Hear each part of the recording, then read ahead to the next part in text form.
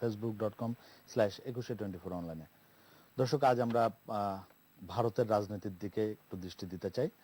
আপনারা জানেন যে এরই মধ্যে আমাদের পার্শ্ববর্তী রাজ্য, ভারতের রাজ্য পশ্চিমবঙ্গের নির্বাচনী ফলাফল ঘোষণা হয়েছে। সেখানে আবারও ক্ষমতায় ফিরেছেন মমতা বন্দ্যোপাধ্যায়ের তৃণমূল কংগ্রেস, এবং আরও বেশ কয়েকটি রাজ্যের নির্বাচন হয়েছে।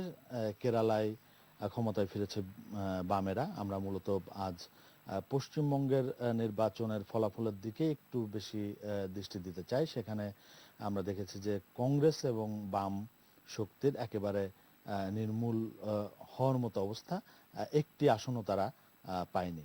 আমরা আজ মূলত এসব বিষয় নিয়ে আলোচনা করব। আমাদের আজকের আলোচনার বিষয় আমরা নির্ধারণ করেছি পশ্চিমবঙ্গে আবারও মমতা।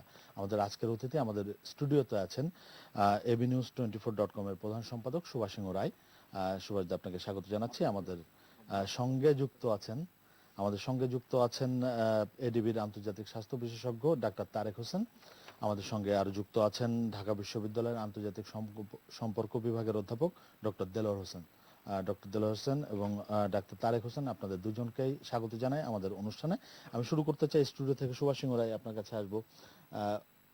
এই যে পশ্চিমবঙ্গের নির্বাচনে মমতা বন্দ্যোপাধ্যায় আবারও ক্ষমতায় ফিরলেন, আমরা শুরু থেকেই দেখেছি একদম নির্বাচনী যে লড়াই, সেই লড়াইয়ের প্রচারের লড়াই শুরু থেকে দেখেছি যে সেখানে প্রতিদিনই আসতেন নরেন্দ্র মোদী এবং অমিত শাহ। সেখানে প্রতিদিনই তারা বক্তব্য দিতেন এবং তারা ভীষণ রকম আত্মবিশ্বাসী ছিল যে তারাই ক্ষমতা আসছে এবং মমতা হেরে যাচ্ছে। কিন্তু আবার আমরা পক্ষান্তরে দেখেছি যে মমতা বন্দ্যোপাধ্যায় যে নির্বাচন পরিচালনা যারা করেছেন, সেই প্রশান্ত কিশোর, তিনি কিন্তু বরাবরই বলেছেন যে বিজেপি 3 ডিজিট কখনো পার হতে পারবে না। এই যে নির্বাচনী ফলাফল, এই ফলাফলটাকে কিভাবে বিশ্লেষণ করবেন?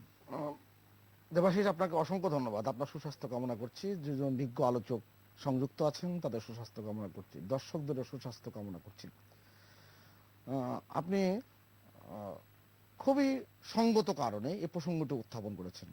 কেননা পার্শ্ববর্তী আমাদের প্রতিবেশী ভারতের একটি বড় যে নির্বাচনী এলাকা, বিধানসভার নির্বাচন পশ্চিমবঙ্গের, সে নির্বাচনটি অনুষ্ঠিত হয়ে গেল এবং ফলাফল হয়ে গেছে। এবং 294টি আসনের ভিতরে 214টি আসন একটি রাজনৈতিক দল যখন পেয়ে যায়, তখন অনেক কিছু বিশ্লেষণের দাবি রাখে। আপনি প্রশান্ত কিশোরের কথা বলছেন, বিহারের একটি ছেলে, যেই ছেলেটি 2012 সালে কিন্তু তার আইপ্যাক, যেটা ইন্ডিয়ান পলিটিক্যাল অ্যাকশন কমিটি, তার যে সংস্থা, সেই সংস্থার কিন্তু নির্বাচনী কৌশলী হিসেবে সে আবির্ভূত হয়।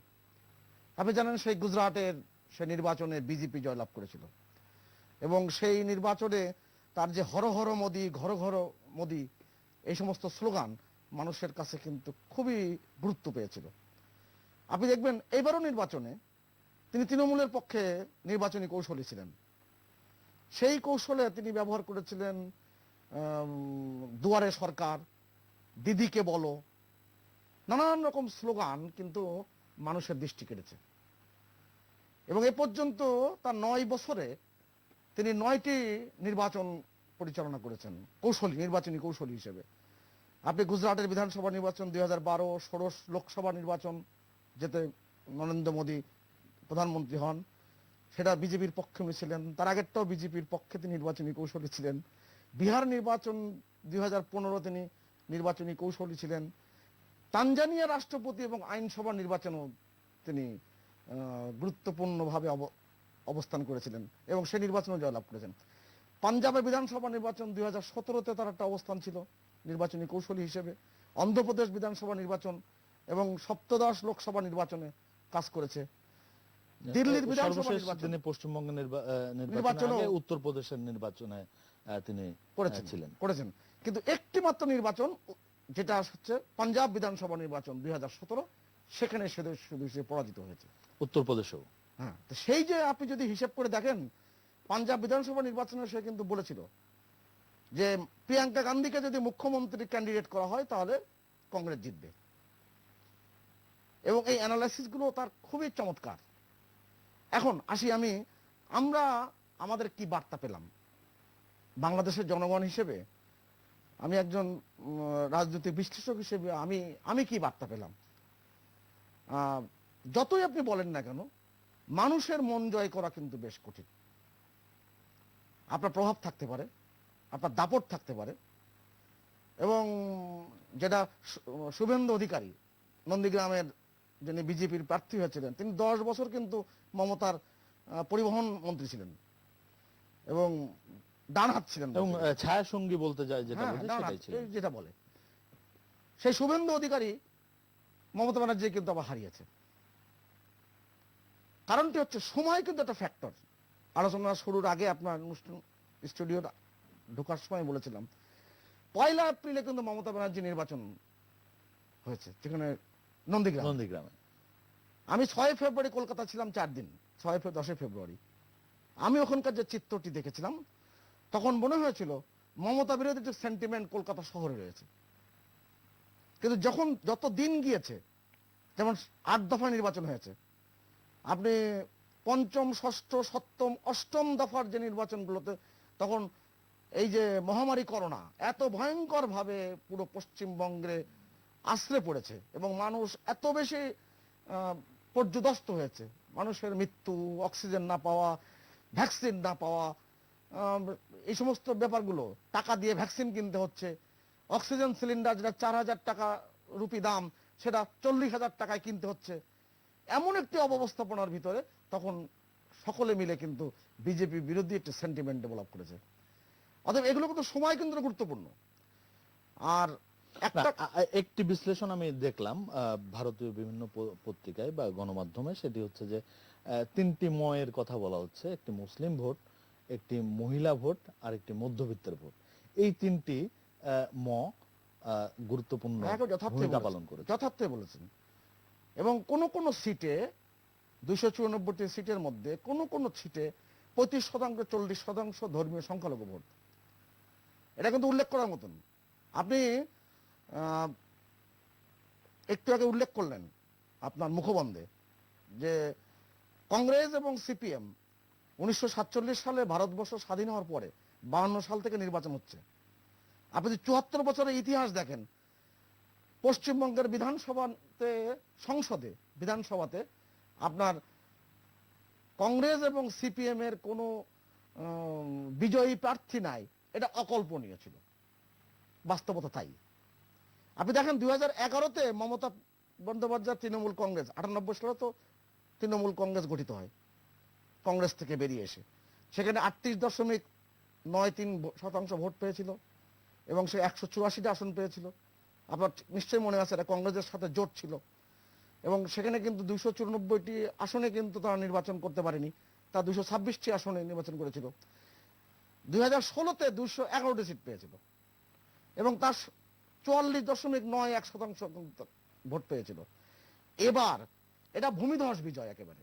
2021 সালে 214টি আসন পেয়েছে, 48%-এর উপরে কিন্তু ভোট পেয়েছে।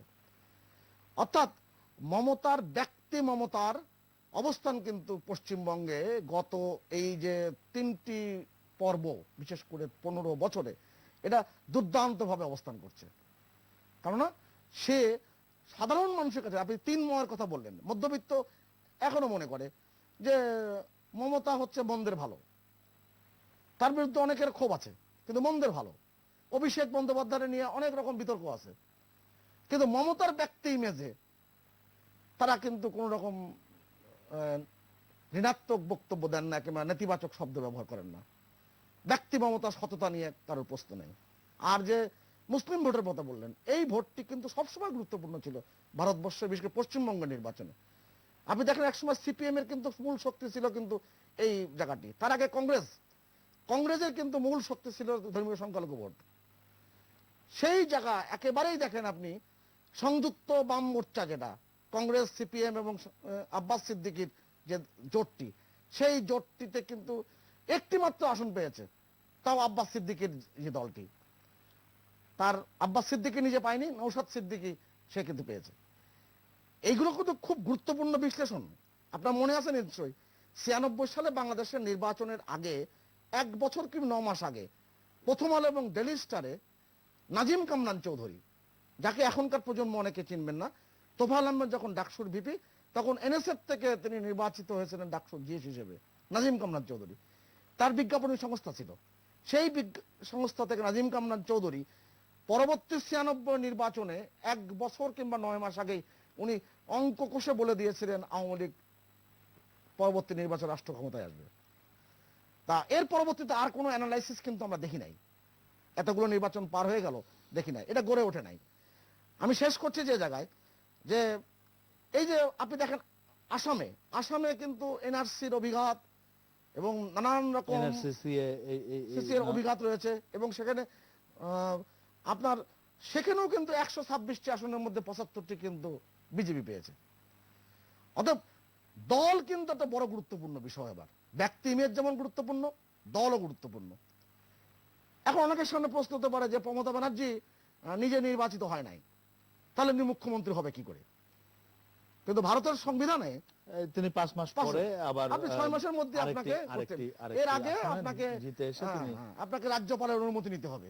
কারণ ওদের সংবিধানে 163-64 বিধানে আছে। আপনি জানেন তো, মনমোহন সিং যখন কংগ্রেসের 2 বার প্রধানমন্ত্রী ছিলেন, তিনি কিন্তু লোকসভা নির্বাচনে অংশগ্রহণ করেন নাই, তিনি রাজ্যসভার মেম্বার হিসেবে কিন্তু প্রধানমন্ত্রী হয়েছে। আমি আবার আসবো আপনার কাছে। আমি একটু ডক্টর দেলোয়ার হোসেনের কাছে যেতে চাই। ডক্টর দেলোয়ার হোসেন, আপনার কাছে জানবো যে আমরা ফলাফল বিশ্লেষণ একটু করতে চাই, আপনার বিশ্লেষণটা শুনতে চাই। এবং এই যে এনআরসি এর কথা আমরা যে শুনে আসছি বারবার, যে পশ্চিমবঙ্গে যদি বিজেপি ক্ষমতায় ফিরে পশ্চিমবঙ্গের, তাহলে তারা এনআরসি কার্যকর করবে। এই ঘোষণাটা কেউ এই নির্বাচনী ফলাফলের ক্ষেত্রে কোনো ফ্যাক্টর হিসেবে কাজ করেছে কিনা? ধন্যবাদ।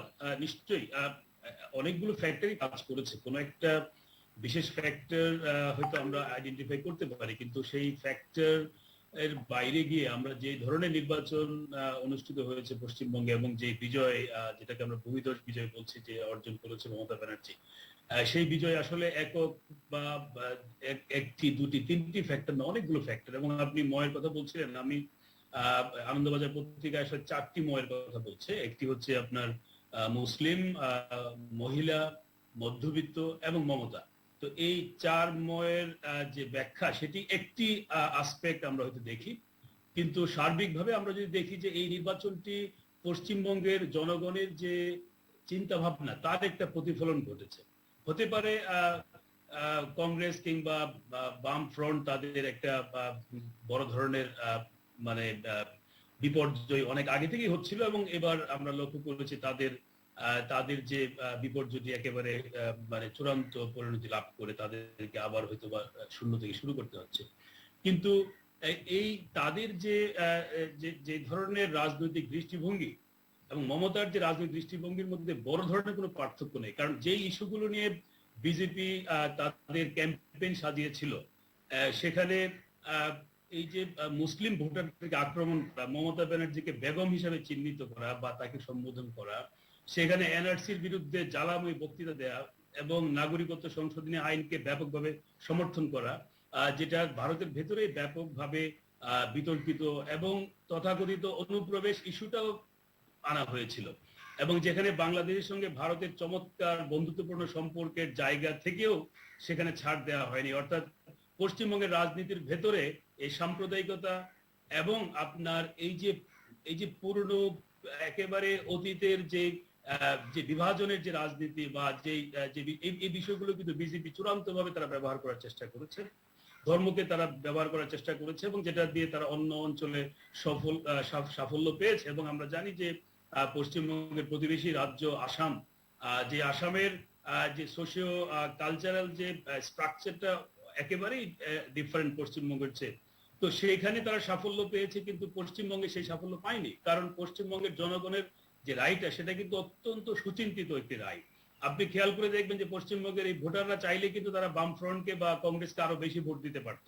কারণ যেই বিষয়গুলো নিয়ে মমতা ব্যানার্জি লড়াই করছে, তার অনেকগুলো বিষয় কিন্তু তারাও করছে, এবং বিশেষ করে বিজেপির কনটেক্সটে। কিন্তু জনগণের ভোটটা কিভাবে দিয়েছে, তারা অত্যন্ত স্ট্র্যাটেজিক্যালি ভোট দিয়েছে। তারা দিয়েছে এই জন্য যে তারা যে বামফ্রন্টকে ভোট দেয়, তাহলে সে ভোটটা একেবারেই চলে যাবে, মানে এই ভোটের কোনো মূল্য, বরং বিজেপি ক্ষমতায় আসতে পারে যদি বামফ্রন্টকে ভোট দেওয়া হয়, বা কংগ্রেসকে ভোট দিলে সেই ভোটটা আসলে বিজেপির ব্যাগেই পড়বে। ফলে একেবারে লড়াইটাকে তারা মানে বিজেপি ভার্সেস তৃণমূলের মধ্যে নিয়ে গেছে। এবং এই যে ভোটারদের যে সচেতনতা, এবং মমতা ব্যানার্জি নিঃসন্দেহে 10 বছর ধরে উনি শাসন করছেন, এবং ওনার নেতৃত্ব এবং জনগণের সঙ্গে ওনার যে কানেকশন, যে ওনার দলের নাম তৃণমূল কংগ্রেস, তৃণমূল শব্দটা শুধু দলের নামের মধ্যে নেই, উনি বাস্তবে সেই তৃণমূলের এই কানেকশনটা ওনার মধ্যে আছে, এবং মধ্যবিত্তের সাথে ওনার যে সম্পর্ক সেটিও আমরা জানি। তো ফলে আমার মনে হয় যে এই নির্বাচনে একদিকে পশ্চিমবঙ্গের রাজনীতির যে একটি ভিন্ন মাত্রা আছে, এবং যে কথাটি পশ্চিমবঙ্গের গবেষকরা বা বিশ্লেষকরা বলছেন যে বাঙালির যে বাঙালিত্ব, সেই বাঙালিত্বটাকে কোনোভাবে বিসর্জন দিতে রাজি নয়। এবং বিজেপি যেভাবে ক্যাম্পেইন করেছে, এবং বিজেপির পক্ষে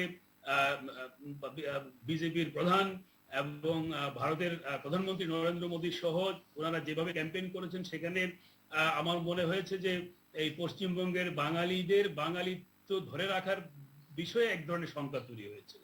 এবং এই আপনি যদি এনডিটিভি কিংবা ভারতের বিভিন্ন চ্যানেলে বিজেপির অনেক বিশ্লেষক যারা বলেছেন, তারা কিন্তু স্বীকার করছেন যে এক ধরনের আত্মসমালোচনা করছেন যে আমরা এই বাঙালির বাঙালিত্বটাকে আমরা একটু বেশি আক্রমণ করেছি, বা সেখানে বিভাজনটাকে অনেক গুরুত্ব দেওয়া হয়েছে। তো এই যে বাস্তবতাটা, এটা কিন্তু আপনার পশ্চিমবঙ্গের একেবারেই একটি বিশেষ বাস্তবতা, যে কারণে বলা হচ্ছিল যে বেঙ্গলি এক্সেপশনালিজম, পশ্চিমবঙ্গ একটি ইউনিক একটা কালচার পুরো ভারতের ভেতরে। ফলে সেই জায়গাটাকে বিজেপি যথেষ্ট সম্মান করেনি। এমনকি মমতা ব্যানার্জিকে যেভাবে সম্বোধন করা হয়েছে বিভিন্ন জনসভায়, দিদি দিদি বা দিদি শব্দটাকে যেভাবে অবজ্ঞা করে বলা হয়েছে, যেটা পশ্চিমবঙ্গেরই রাজনৈতিক বিশ্লেষকদের বক্তব্য, সেটা কিন্তু পশ্চিমবঙ্গের বাঙালিরা কিন্তু সেটা সেভাবে গ্রহণ করেনি, ইরেসপেক্টিভ অফ তৃণমূল সাপোর্টার কিংবা অন্য কোনো দলের সাপোর্টার। কারণ আমরা জানি যে পশ্চিমবঙ্গের রাজনীতিতে দীর্ঘ সময় ধরে ক্ষমতায় যে শক্তিগুলো ছিল, তারা কিন্তু মোরলেস একটা নন কমিউনাল ফোর্সেস, একটা অসাম্প্রদায়িক শক্তি কিন্তু শাসন করে আসছে। আপনি 47 বা এই 52 সাল থেকে এটা একেবারে শুরু থেকেই, হ্যাঁ শুরু থেকে। তো সেই জন্য বলছি যে আপনার 2006 সালে বাম ফ্রন্ট 235টি আসন পেয়েছিল। আপনি খেয়াল করে দেখেন যে 2006 সালে বাম ফ্রন্টের 235টি আসন ছিল, সেখানে আজকে বাম ফ্রন্টের একটি আসন নেই। সেটি অন্য একটা আলোচনার বিষয়। কিন্তু বিষয়টা হচ্ছে যে আমরা ভালো করে জানি যে আমাদের প্রতিবেশী রাজ্য হিসেবে যে এখানে যে রাজনীতির যে মূল জায়গাটা, সেটা হচ্ছে এক ধরনের অসাম্প্রদায়িক এবং ধর্মান্ধতার বাইরে গিয়ে এক ধরনের রাজনীতি সেখানে একটা, এবং সেই রাজনীতিটার উপরে কিন্তু আপনার বিজেপি একটি নতুন প্যারাডাইম আরোপ করার চেষ্টা করছিল, যে প্যারাডাইমটা হচ্ছে হিন্দুত্ববাদ এবং উগ্র জাতীয়তাবাদ। তো এই বিষয়গুলো নির্বাচনে জনগণের সেইভাবে আকৃষ্ট করতে পারেনি। আর টেকনিক্যালি হয়তো নির্বাচনে ক্যাম্পেইনের অনেক বিষয় থাকতে পারে, সেই বিষয়গুলো আমার কাছে মনে হয় যে কিছুটা হয়তো সিটের কম বেশি হতে পারে, কিন্তু পশ্চিমবঙ্গের জনগণের যে চিন্তা ভাবনার যে জায়গাটা, সেই জায়গাটাতে সেভাবে বিজেপি ঢুকতে পারেনি। তবে আমি এই কথাও বলবো যে বিজেপি 2016 সালে নির্বাচনে 3টি আসন পেয়েছিল বিধানসভায়, আজকে তারা 76 থেকে 78টি আসন তারা পাচ্ছে। সেটি কিন্তু সেদিক থেকে তাদের একটি বড় ধরনের বিজয় বা বড় ধরনের আরেকটি বিষয়, বিজেপির যে রাজ্য সভাপতি দিলীপ ঘোষ তিনি স্বীকার করেছেন যে বিজেপি আসলে ক্ষমতায় যাওয়ার মতো সাংগঠনিক যে শক্তি, সেই শক্তি তারা এখনো অর্জন করেনি। সাংগঠনিকভাবে ক্ষমতায় যেতে সাংগঠনিকভাবে তাদেরকে আরো বেশি শক্তি অর্জন করতে হবে। এই যে আপনি বলছিলেন যে এখন 76টি আসন, তার মানে সাংগঠনিক ভিত্তি তাদের ক্ষমতায় যাওয়ার মতো নেই, বিজেপির সভাপতিই বলছেন। তাহলে সামনের দিনগুলোতে নিশ্চয়ই বা সামনের নির্বাচনে নিশ্চয়ই বিজেপি ওই শক্তি অর্জনের দিকেই যাবে। না, নিশ্চয়ই যাবে। এবং যদিও এটি এখন হয়তো ওনারা যেহেতু দল হিসেবে তাদের প্রতিক্রিয়া ব্যক্ত করছেন, এবং উনি শুধু এই কথা না, উনি এটাও বলছেন যে আমাদের আশাটা অনেক বড় ছিল। মানে উনি এখন বলছেন যে এক ধরনের যে আশাটা ওনারা করছিল সেটা এক ধরনের দুরাশার মতোই ছিল, যেটি নির্বাচনের ক্যাম্পেইনের সময় কিন্তু সেই ধরনের কোনো ইঙ্গিত ছিল না। সেখানে ইঙ্গিতটা ছিল এরকম যে ওনারা নিশ্চিতভাবে ক্ষমতায় আসছেন এবং ভূমিদশ বিজয় নিয়ে আসছেন, এবং সেটা হবে কিনা নিশ্চিত না, কিন্তু তারা 148টার উপরে আসন পাবেন সেই আশাবাদ তাদের মধ্যে ছিল এবং সেটা ছড়িয়ে দেওয়া হয়েছিল। এখন তারা বলছেন যে একদিকে সাংগঠনিক দুর্বলতার বিষয় ছিল, আর অন্যদিকে তারা যে টার্গেটটা করছে সেই টার্গেটটা আসলে অ্যাচিভেবল ছিল না। তো হতে পারে এটি আসলে তারা হয়তো জানতেন, তারা হয়তো সেভাবে প্রচার করেনি, কারণ এটা নির্বাচনের একটি কৌশল। তবে এই ভারতের বিভিন্ন রাজ্যে কিংবা জাতীয় পর্যায়ে কিন্তু বিজেপি অনেক শূন্য থেকে অথবা অনেক মানে ছোট ছোট বিজয় দিয়ে কিন্তু একটা বড় বিজয় অর্জন করেছে। তো সেই অর্থে পশ্চিমবঙ্গের রাজনীতিতে আমরা যতই বলি যে অসাম্প্রদায়িক চেতনার বিষয়গুলো শক্তিশালী, কিন্তু কমপ্লিসেন্সি বা আত্মতুষ্টির কোনো সুযোগ নাই।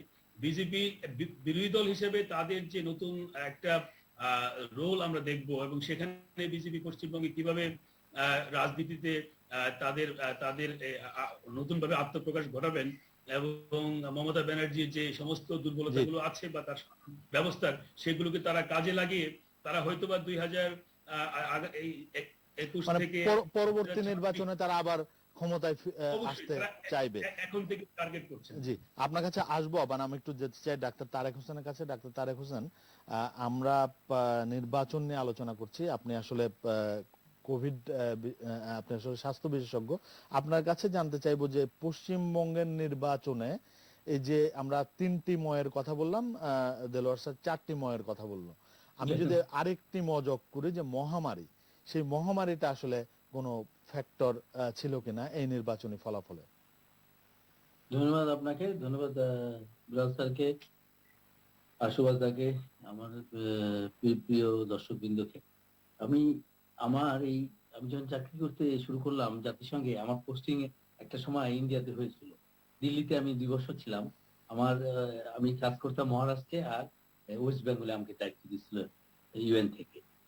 ওই সময় আমার মানে কিছুটা আমি পুরা ওয়েস্ট বেঙ্গল চষে বেড়াইছিলাম। তখন আমি অনেক জায়গায় চিনতাম, এবং আমার ডাক্তারদের সাথে আমার ইন্টারাকশন হইতো, আমাদের ইউএন অ্যাসিস্ট্যান্স, তখন ওই অনেক কিছু আমি জানতে পারি এই তৃণমূল কংগ্রেসের কথা। এবং ডাক্তারদের মধ্যে দিদির যে জনপ্রিয়তা ছিল ওই সময়টায়, সাংঘাতিক জনপ্রিয়, মানে খুব ডেডিকেশন ছিল। মানে উনি নেত্রী হিসেবে ওনাকে আমি কয়েকবার দেখারও সুযোগ হয়েছে, দিল্লিতে দেখেছি, কলকাতাও দেখেছি। আমি দেখে আমার মানে ওনার মনে হতো যে আসলে রিয়াল লিডার, নেতা, নেত্রী, এত মানে জনগণের এত কাছাকাছি। তাই ওই যে তখন শুনতাম যে ওই বিভিন্ন আমাদের লোকাল স্টাফরা আলাপ করতো, তারা বলতো যে বিজেপি হচ্ছে বিজেপির কথা বলতো, বিজেপি প্রতিক্রিয়াশীল, বা আমরা এন্টিক পার্টি, মিউজিয়ামে রাখা যাবে এখন, কংগ্রেস মুসলিম লীগ হয়ে গেছে, তাহলে পার্টি তো আছে দিদির পার্টি, দিদির প্রতিক্রিয়াশীল, দিদির পার্টি হলো প্রোগ্রেসিভ ডাইনামিক। যাই হোক, এই যে ইলেকশনে কিন্তু যেভাবে মাখামাখি হয়েছে, যেভাবে মিছিল মিটিং, আমাদের তো ভারতের বিধানসভা নির্বাচনে ওয়েস্ট বেঙ্গলের, এটা তো টোটালি আমরা প্রতিদিনই খবরে দেখতেছিলাম, এনটিভি, কত ধরনের চ্যানেল আছে। মানে তখন কিন্তু আমরা খুব ভয় পাইছিলাম, মানে যে জিনিসগুলি করা উচিত না, যেটা একটা হলো যে সোশ্যাল গ্যাদারিং। নির্বাচনের প্রধান একটা মেজর কম্পোনেন্টই তো সোশ্যাল গ্যাদারিং। যেভাবে মিছিল হয়েছে, মিটিং হয়েছে, দিয়ে সেটা দিয়ে দিদির পার্টি না সবাই, মানে তখন কিন্তু করোনা যে কোথায় চলে, মানে করোনা একদম সবার পায়ের তলে কি আশ্রয় খেতে, ভাইরাস, কিন্তু ভাইরাস তো আর মরেনি। এইটার ইম্প্যাক্ট, এইটার কিছু ইম্প্যাক্ট আছেই, এবং এটা আমাদের আমাদের প্রতিবেশী ওনারা এখন সাফার করছেন। এবং এটার একটা হয়তো স্পিল ওভারও বাংলাদেশে এসে পড়েছে। আমরা স্পিল ওভার তো পড়বি, আমাদের এত বড় বর্ডার আছে ভারতের সাথে, এত যাতায়াত আছে, সে হিসেবে আমরা যে কিগুলি বন্ধ করে দিয়েছি, বর্ডার গুলি, এটা কিন্তু বর্ডার বন্ধ করা অর্থ প্রতিবেশী দেশকে অসম্মান করা না। এটা হলো যে আমাদের ভাইরাসকে কন্টেইন করা। ভাইরাস যত ছড়াবে সবাই সাফার করবে, সুতরাং এটাকে অন্যভাবে নেওয়ার কোনো সুযোগই নেই। এখন আমি ইন্ডিয়ান অনেক সায়েন্টিস্ট বলতেছে যে বাংলাদেশকে সাবধান করতেছে। গত পরশু তো শুনলাম তারা বলতেছে যে তোমরা সাবধান হয়ে যাও, ওরা সতর্ক ব্যবস্থা নাও। কারণ দেখেন, ভারত তো একটা পরাশক্তি, ভারত তো একটা সুপার পাওয়ার, তারাই পারতেছে না। সে কি করুন দৃশ্য, মেঝের মধ্যে অক্সিজেন অভাবে নিঃশ্বাস নিতে না পারে মেয়ের সামনে বাবা মারা যাচ্ছে, এমন দৃশ্য হয়ে গেছে ভারতে। আমাদের এই জন্য এখন আমাদের কিছুদিন, নেক্সট 2 উইকস, আমাদের তো আমরা গভীর ভাবে অবজারভেশন করা হচ্ছে। আর ওই সারা দুনিয়া থেকে অক্সিজেন আসতেছে, জার্মানি থেকে সবাই, আমরাও তো পাঠাইছি, আমাদের প্রধানমন্ত্রী শেখ হাসিনা পাঠিয়েছেন। কিন্তু আসলে তো জানেন, আমার আমার মাঝে মাঝে মনে হয় আমি বুঝতে পারি না যে পরিস্থিতি কোন দিকে যাচ্ছে। একজন পাবলিক হেলথ এক্সপার্ট হিসাবে আমার কাছে আমি একটু এক্সপ্লেন করা, মানে মাঝে মাঝে মনে হয় যে কোনো ডাটা, কোনো ইনফরমেশন বুঝি এখানে কাজ হচ্ছে না। এখানে মানে ভাইরাস তার আপন গতিতে চলতেছে, ভাইরাস শক্তিশালী হয়ে উঠতেছে। আহ, কারণ এটা কেন বললাম জানেন, আমাদের লকডাউন শুরু হয়ে গেছে, আমাদের 3 সপ্তাহ শেষে হয়ে যাবে। আমাদের তো সোশ্যাল গ্যাদারিংটাকে বলতেছে এই যে ঢিলে ঢালে লকডাউন হচ্ছে, সবাই বাজার যাচ্ছে, মার্কেট যাচ্ছে, আহ, মৃত্যুর হার কমে যাচ্ছে। তখন অনেকে আবার বলতেছে আপনারা জনস্বাস্থ্য স্বাস্থ্য বিশেষজ্ঞরা বললেন যদি মার্কেটে যাওয়া খুলে দেওয়া হয়, মার্কেটে যাওয়া হয়, তাহলে কিসের সংক্রামক বাড়বে। তো বাড়ে নাই তো, আমরা নেমে আসতেছি, 76 যাচ্ছি, মৃত্যুর হার আমাদের, সংক্রামক কমে যাচ্ছে। এই যে এটার যে গভীর হিসাব, সেই হিসাবগুলিকে আমাদের বোঝার চেষ্টা করতে হবে। মানে আপনি জানেন যে যেটা করলে আপনার ক্ষতি হবে, সেটা আপনি কেন করবেন? মানে এটা হলো কনসিস্টেন্সির ব্যাপার। আর যেমন আপনি যদি জানেন যে রাস্তায় ফুচকা খেলে ডায়রিয়া হয়, তা আপনি কি আপনার ছোট বাচ্চা কিনে রাস্তার ফুচকা খাওয়াবেন? না।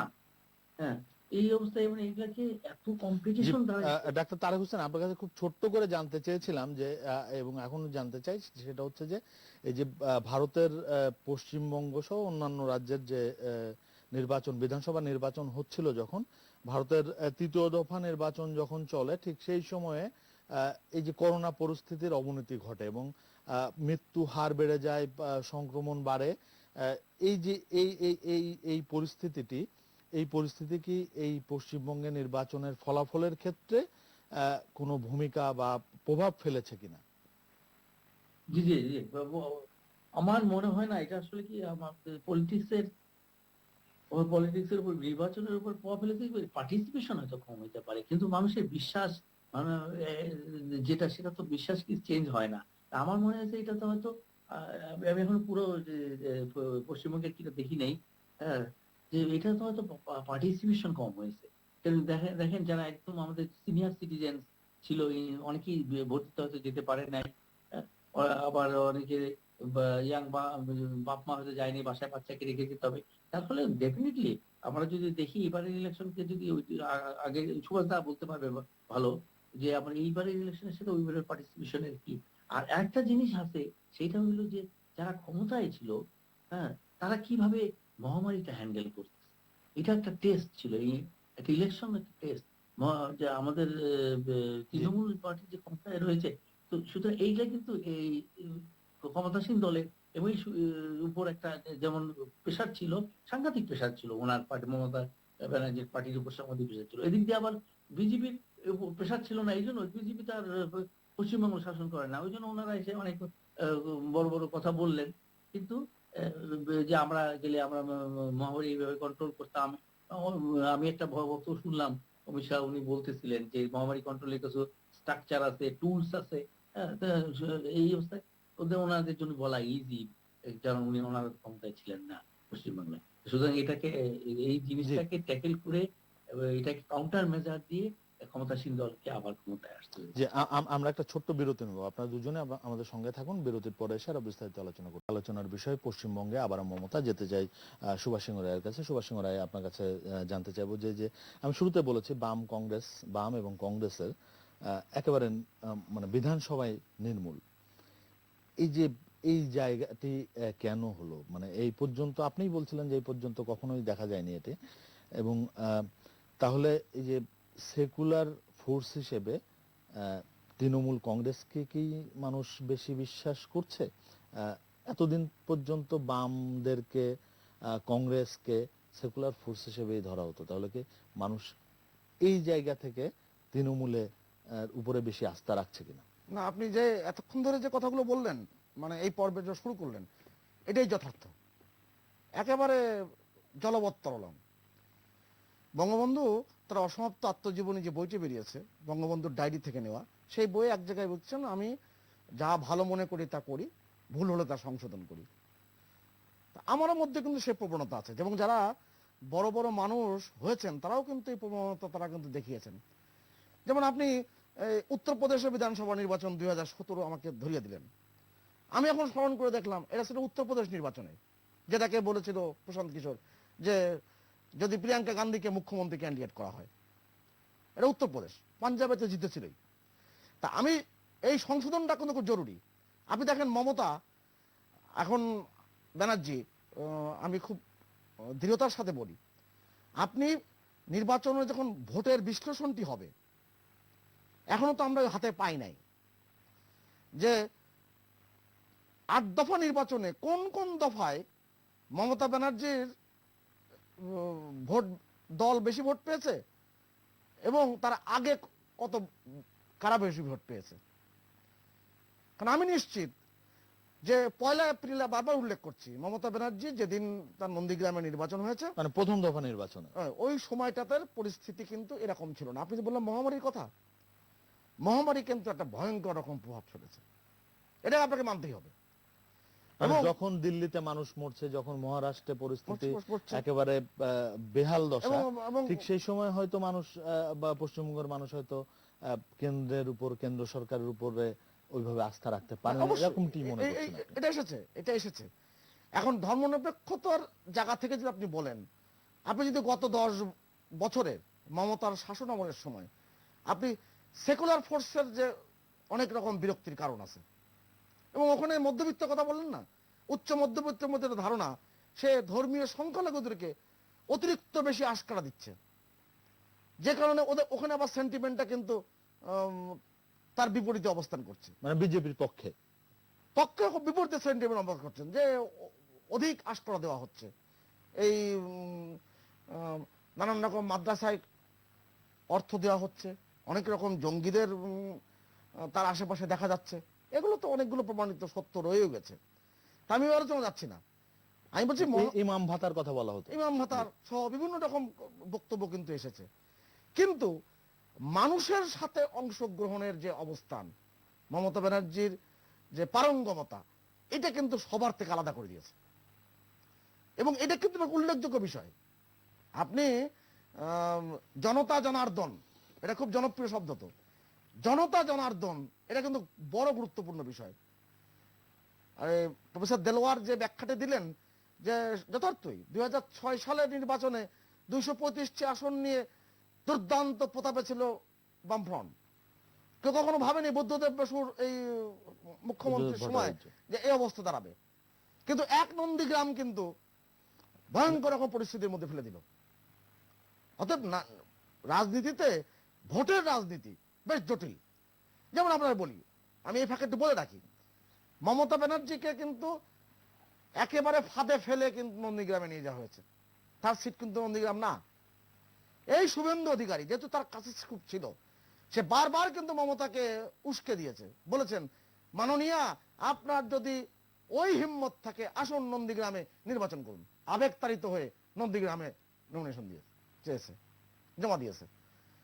এইটা ওই রকম রাজনীতিবিদদের জন্য কিন্তু এটা শোভা পায়নি, কেননা ওই সিটটা তার সিট না, এবং ওখানে তার ওই বহুদিনের কিন্তু অনেক রকম গ্যাপ তৈরি হয়েছে। আর শুভেন্দু অধিকারী জানে, কেননা এই নন্দীগ্রামের যে আন্দোলন, যে এই যে মানুষের সাথে মিশা, কৃষক বিদ্রোহ, এই যে মানে পুরোটাই তার চেনা, নন্দীগ্রামের অলিগলি মানে গলিপথ তার চেনা, পুরোটাই তার চেনা। তা স্বাভাবিক কারণে সে যে আপার হ্যান্ডে থাকবে এটা কিন্তু বোঝা যায়, কিন্তু সেই ফাঁদে কিন্তু মমতা ব্যানার্জি পা দিয়েছেন। যাই হোক, এখন তো যেহেতু নির্বাচন, মহামারী আবারও বলছি অনেক বড় রকমের একটা ভূমিকা নিয়েছে, এবং সেই ভূমিকাতে সার্বিকভাবে মমতা ব্যানার্জির পক্ষে গিয়েছে। আর একটি বিষয়, ধর্মীয় সংখ্যালঘু ভোট এবং নারী ভোট। নারী ভোট একটা গুরুত্বপূর্ণ ফ্যাক্টর হয়ে দাঁড়িয়েছে, এবং দিন দিন সে ফ্যাক্টরটা হচ্ছে। নারীর ভোট, আমার তো ধারণা, আমি জানি না কত শতাংশ ভোট, বিজেপি খুব সম্ভবত 30% মতো ভোট পেয়েছে, কিংবা 29% মতো ভোট পেয়েছে। 76টি 78টি ভোট বিজেপি কখনো পাবে পশ্চিমবঙ্গের বিধানসভায়। আমরা যারা বিভিন্ন পেশাগত কারণে কলকাতার যাওয়া আসা করা, আমার খড়গপুরে আমার লেখাপড়া করা, IIT খড়গপুরের ওই যে ব্যাপারে আমি কখনো ভাবতে পারিনি। তা এই যে জায়গার এই পরিবর্তনের যে ব্যাপারটি, সেই পরিবর্তনের ব্যাপারটি ঘটেছে নানান রকম রাজনৈতিক সমীকরণে। আপনি কুম্ভ মেলায় 70-80 লক্ষ লোক যদি জড়ো হয়, তখন সেখানে সংক্রমণ কোন পর্যায়ে যেতে পারে এটা একটা স্বাভাবিক বোধগম্য। বাংলাদেশের স্বাস্থ্যমন্ত্রী জাহিদ মালিক সাহেব তো একবার ক্ষোভ প্রকাশ করে বলেছিলেন ফেব্রুয়ারি মাসে 20 লক্ষ মানুষ কক্সবাজারের আশেপাশে গিয়েছে। এই যে সংক্রমণের যে ব্যাপারটি, আবার যখন ভ্যাকসিন নিয়ে মমতা ব্যানার্জি গতকাল যখন প্রেস ব্রিফিং করেন উনি, তখন তিনি বলেছেন যে তার একটি কাজ হচ্ছে এখন এই করোনাকে মোকাবেলা করা, আর বিনামূল্যে ভ্যাকসিন দিতে হবে। এর জন্য তিনি প্রয়োজন বোধ আপনি যথার্থই বলেছেন, এবং যে কারণে তিনি প্রথম দিনে আজকেই তিনি তার বিধায়কদের নিয়ে, নির্বাচিত বিধায়কদের নিয়ে বসেছেন এবং কোভিড কিভাবে মোকাবেলা করা যায় সেই ব্যাপারে তিনি তাদেরকে দায়িত্ব দিয়েছেন। আপনার কাছে সুযোগ পেলে আবার আসবো। আমি একটু যেতে চাই অধ্যাপক ডক্টর দেলোয়ার হোসেনের কাছে। অধ্যাপক ডক্টর দেলোয়ার হোসেন, আমরা বিশ্লেষণটা মোটামুটি জানলাম। পশ্চিমবঙ্গ একদম আমাদের সীমান্ত লাগোয়া, ভারতের সঙ্গে আমাদের যে সুসম্পর্ক, এই যে পশ্চিমবঙ্গের সঙ্গে ঠিক সেই সুসম্পর্কটা আমাদের রয়েছে। আমাদের যাতায়াত এবং পশ্চিমবঙ্গের মানুষের সঙ্গে বাংলাদেশের মানুষের যে আত্মীয়তা, যে বন্ধন, সেই বন্ধনটা রয়েছে। এই যে এই নির্বাচনী ফলাফল নিশ্চয়ই হেরফের হয়নি। এটা আপনার দৃষ্টিতে, আপনার বিশ্লেষণ জানবো যে সম্পর্কের দিকটা, তিস্তা একটি ইস্যু হয়ে আছে, সম্পর্কের দিকটা সামনের দিকে কোথায় গিয়ে দাঁড়াবে? আচ্ছা, প্রফেসর দেলোয়ার হোসেনের কাছে আমি 10 সেকেন্ড ধন্যবাদ আপনাকে। প্রফেসর দেলোয়ার, আমি 10 সেকেন্ড সময় চেয়ে নিচ্ছি। আপনারা যে লক্ষ্য করে দেখবেন, জ্যোতি বসু যখন পশ্চিমবঙ্গের মুখ্যমন্ত্রী ছিল, তখন কিন্তু বাংলাদেশ এর ব্যাপারে আমাদের যখন গঙ্গার পানি চুক্তি করে, সেই চুক্তির সময় কিন্তু তার একটা গুরুত্বপূর্ণ ভূমিকা ছিল। সে নিজের এলাকাও দেখেছে, পশ্চিমবঙ্গ দেখেছে, বাংলাদেশের স্বার্থের দিকে তার কিন্তু নজর ছিল। কিন্তু মমতা ব্যানার্জি কিন্তু সে এই নির্বাচনী সভায়ও কিন্তু বিভিন্ন জায়গায় বলেছে যে পানির ব্যাপারে কথা দিয়ে এসছেন ঢাকায় যে নরেন্দ্র মোদী, আমার উত্তরবঙ্গকে হাহাকার করে আমি পানি দিতে পারি না। মানে ওই জায়গার কিন্তু সেন্টিমেন্টটা কিন্তু ভিন্ন। অতএব সেটা সার্বিকভাবে কতটা প্রভাব ফেলবে প্রফেসর দেলোয়ারা বলতে পারবেন। ডক্টর দেলোয়ার। ধন্যবাদ।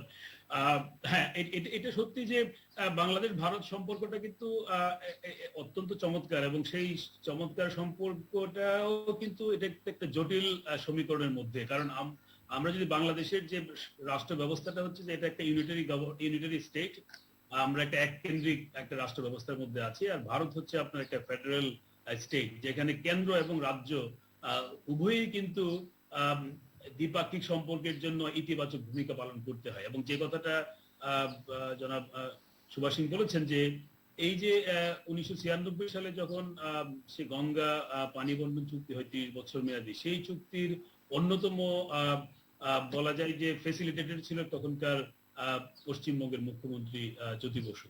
এবং এই যে এই যে পশ্চিমবঙ্গের যে ভূমিকা, এই পশ্চিমবঙ্গের ভূমিকাটা কিন্তু সবসময় বাংলাদেশ ভারত সম্পর্কের জন্য একটা অনুঘটক হিসেবে কাজ করে, এবং সেটি আমি মনে করি এখনো সেই বিষয়টা বিদ্যমান আছে।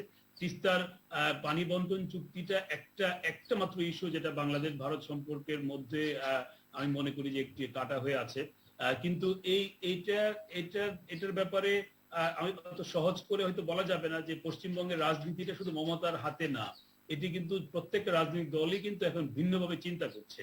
এবং এই যে পানি ইস্যুটাকে পশ্চিমবঙ্গের কোনো কারণে, আমরা যদি হাইপোথেটিক্যালি বলি যে সেখানে যদি সরকার পরিবর্তন হতো, তারপরেও যে তিস্তা চুক্তি স্বাক্ষর হতো কিনা বা পানি আমরা পেতাম কিনা আমরা জানি না, কারণ এরকম কোনো আশ্বাসও আমরা পাইনি। ফলে এই তিস্তা চুক্তির বিষয়টাকে যদি আমরা বাইরে রাখি, তাহলে আমরা যদি দেখছি এমনকি তিস্তা চুক্তির বিষয়টা সহই আমরা বলতে পারি যে একটা স্ট্যাটাস কো বজায় থাকছে, এবং মমতা ব্যানার্জি মুখ্যমন্ত্রী থাকার সময়ও ভারতের সঙ্গে আমাদের সম্পর্কের যে উষ্ণতা, যে গভীরতা এবং যে ধরনের কৌশলগত পার্টনারশিপ তৈরি হয়েছে, সেটা কিন্তু এই মমতা ব্যানার্জি পশ্চিমবঙ্গে থাকা অবস্থায় বা অন্যান্য যে রাজ্যের যে ধরনের ভূমিকা আছে সে তার মধ্যে কিন্তু এই অগ্রগতিটা হয়েছে। যেহেতু রাজ্য পর্যায়ে সম্পর্কটা গুরুত্বপূর্ণ, এবং সেখানে যে ইস্যুগুলো আপনার আসামে তৈরি করেছে বিজেপি গত কয়েক বছরে, এনআরসি বা সিএ, এই ইস্যুগুলো কিন্তু পশ্চিমবঙ্গে তৈরি করা হচ্ছে, কিন্তু যদি সেটা লেজিটিমেসি পেত রাজনৈতিক ভাবে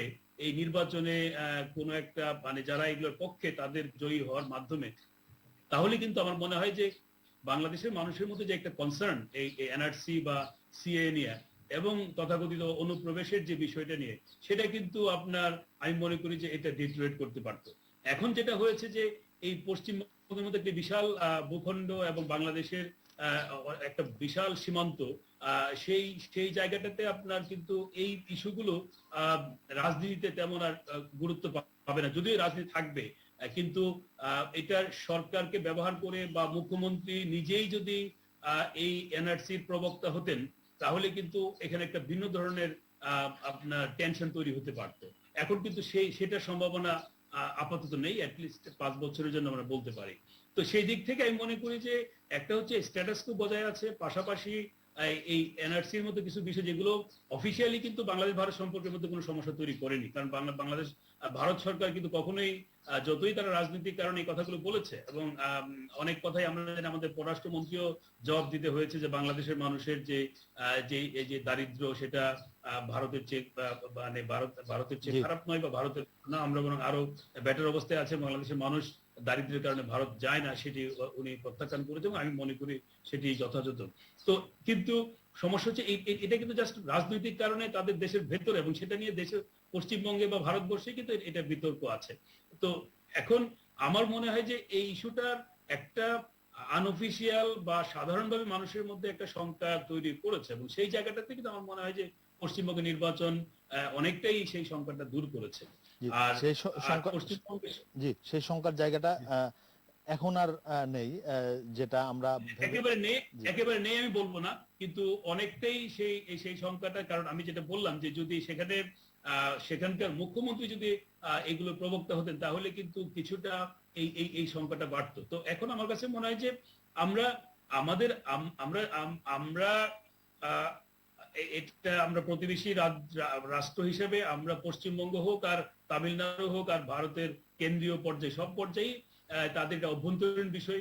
বাংলাদেশের সঙ্গে দ্বিপাক্ষিক সম্পর্কের মধ্যে কোনো বিষয় আসলে বাংলাদেশ সেভাবেই মোকাবেলা করছে, এবং সম্পর্কের মধ্যে অনেক ইতিবাচক দিক আছে বলেই কিন্তু দু দেশের সম্পর্ক 10 বছরে ব্যাপকভাবে বিস্তৃত হয়েছে এবং অত্যন্ত আমি বলবো যে শক্তিশালী হয়েছে। এখন পশ্চিমবঙ্গের রাজনীতির জায়গা থেকে যেহেতু এর একটা প্রভাব আমাদের এখানে সাধারণ মানুষের মধ্যে আছে, সেই জায়গা থেকে আমি বলছি যে এই ডিবেট গুলো যতটা শক্তিশালী হতে পারতো যদি রাজনৈতিক ভাবে ফলাফলটা ভিন্ন হতো, সেটা কিন্তু এখন আর সেই সুযোগটা কমে গেছে। আমরা একদম শেষ দিকে আমি একটু ডাক্তার তারেক হোসেন উনি বললে সুবিধা হবে, আমি বলি। আপনি খুব ভালো করে, ডক্টর মনমোহন সিং কিন্তু বাংলাদেশে এসেছিলেন, আমাদের ঢাকা ইউনিভার্সিটির সিনেটে বলছিলেন, সেখানে তিনি বলেছেন আমি চুক্তি করতে এসেছিলাম কিন্তু চুক্তি করতে পারলাম না বাস্তবতার কারণে। এবং এই যে বাংলাদেশের এই যে ক্রমাগতভাবে যে ক্ষতের জায়গাটি, এই ক্ষতের ব্যাপারে যদি মমতা ব্যানার্জি যদি বোধোদয় না ঘটে, সেটা কিন্তু আমাদের জন্য খুব দুঃখজনক। আমরা তো আশাই করি যে